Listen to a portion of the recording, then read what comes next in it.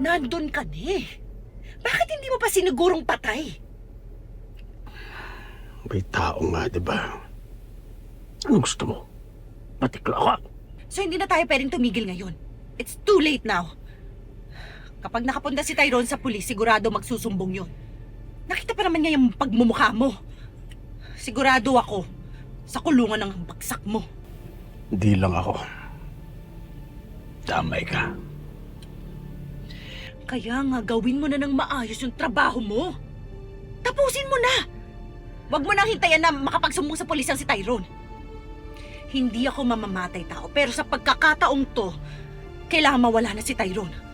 Dahil kung hindi, sasabit ako. Patayin mo na siya, I don't care how, basta siguraduhin mo na hindi na siya mabubuhay. Huwag kang mag-alala. Alam ko na kung saan siya hanapin. Good.